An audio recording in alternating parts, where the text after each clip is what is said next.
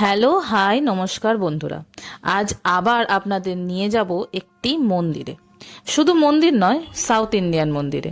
কি ভাবছেন এর জন্য সাউথ ইন্ডিয়া যেতে হবে? আরে না না, একদমই না। এই মন্দিরটা আছে আমাদের কলকাতাতেই। চলুন তবে আমাদের সঙ্গে।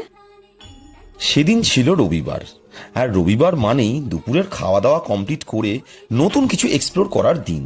তাই বিকেল হওয়ার আগেই আমরা বেরিয়ে পড়েছিলাম, আর কিছুক্ষণের মধ্যেই পৌঁছে গেলাম সেই বৈকুণ্ঠ ধাম, যেটা গিরিশ পার্ক মেট্রো স্টেশনের খুব কাছে রয়েছে। এখানে এসে আমি তো নিজেই অবাক।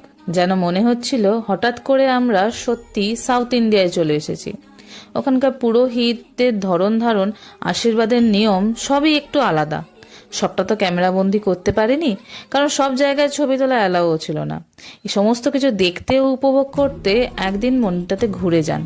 আর কেমন লাগলো কমেন্টে জানাতে ভুলবেন না কিন্তু। আর মেয়েদের জন্য একটা ছোট্ট টিপস, যদি শাড়ি পরে যান তবে মন্দিরের ভেতরে ঠাকুরের সামনেও যেতে পারবেন। তবে আজ এখানেই ভিডিওটা শেষ করছি। আপনারা লাইক শেয়ার করতে একদম ভুলবেন না। Bye bye.